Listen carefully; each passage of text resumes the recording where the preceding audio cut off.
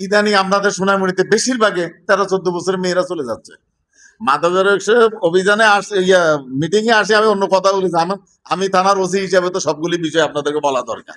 এখন আপনার মেয়ে বড় হয়েছে, আপনি লাস্টে আমার কাছে গেলেন কি, স্যার আমার মেয়েটার বয়স 14 বছর। আমি অনেক সময় রাগে বলি যে আপনার মেয়ের বয়স যে 14 বছর, শুধু এইটাই আপনার চালান, আর কোনো কিছু নাই। ওই মেয়ে আনলে আপনারা চিনবে না, আপনি খালি বলবেন যে 14 বছর 14 বছর। তো এই যে মেয়েটা আপনার ঘরে আছে, আপনার মেয়েটার দিকে খেয়াল রাখতে পারেন না, সে কার সাথে কথা বলে, কার সাথে কি করে। এখন কথা হইলো যে একটা ছেলের সাথে কথা বলে, আপনি মনে করবেন এই ছেলেটারও তো মেয়ে মামা ডাকতেছে, আপনার ওই মামা ডাকা ওই সম্পর্কটা দেখবেন, আপনার বয়সটা বিবেচনা করবেন। যে পুলিশের সাথে যোগাযোগ আছে, এগুলি আপনার বিশ্বাস করবেন, এগুলি এখন নাই, এগুলি আমরা করি না। অন্তত আমি আমার থানায় এগুলো, যদি আমার কোনো অফিসার করে থাকে, আপনারা আমাকে সুনির্দিষ্ট ভাবে প্রমাণ দিবেন, আমি তার বিরুদ্ধে ব্যবস্থা নেব। এমনকি আমিও যদি করে থাকি, সেটা প্রমাণ সহ বলতে হবে। এভাবে রেডিমেড কথা বললে একজনকে, রেডিমেড কথা বলা যাবে না।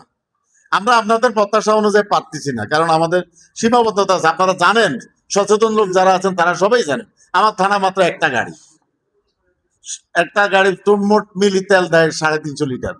দুইটা গাড়ি আছে, তো 350 লিটার দিকে পুরো মাস চলে। আমার রাত্রে পেট্রোল পার্টি বাইরে করতে 3টা 4টা বেরোয়। তারপরে আমাদের পোর্টসও তো অত অ্যাভেলেবেল না। আপনাদের সোনাইমুড়িতে কত হাজার লোক আছে, কত লাখ লোক আছে, আর আমার পুলিশ সব মিলে আছি আমরা 60 জন। তাহলে এবার বুঝেন আমাদের একজন পুলিশ আপনাদের কতজন বলে। তারপরে সীমাবদ্ধতা এটা পুলিশের আছেই, আমরা কাজ করে যাচ্ছি। সরকার আমাদের যতটুকু সম্ভব, যখন যেটা পারে সরকার সাপোর্ট দিচ্ছে আমাদেরকে, আমরা চালিয়ে যাচ্ছি। সেজন্য আপনাদের প্রত্যাশা অনুযায়ী অত পারেনি। দেখা যায় আপনি একটা সংবাদ দিলেন, আমার পৌঁছাইতে কিছুদিন আগে অম্বরনগরে একটা সংবাদ দিচ্ছে, আমার পুলিশ পাঠাইতে পাঠাইতে ছাড়িয়ে দিচ্ছে। ধরনে কেন ছেড়ে দিলেন কেন?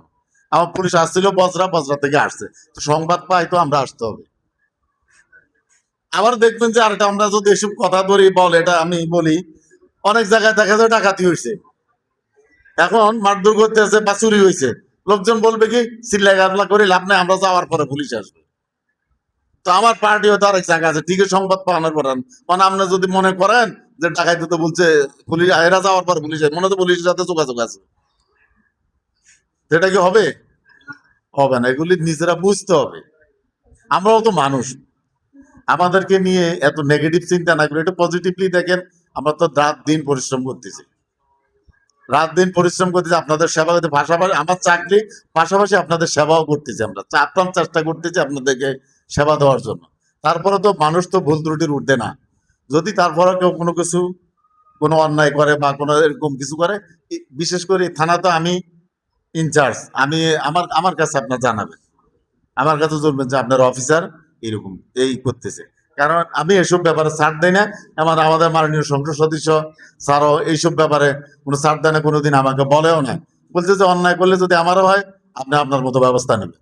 স্যার কিন্তু এই ব্যাপারে, যেরকম গরম মানুষ, স্যার কিন্তু এই ব্যাপারে কোনো রকম ছাড় দিতে চায় না। আচ্ছা, আরেকটি বিষয় আমি বলি আপনাদেরকে, অনেক সময় দেখা যায় এখন একটা প্র্যাকটিস হয়ে গেছে 999-এর ব্যবহার।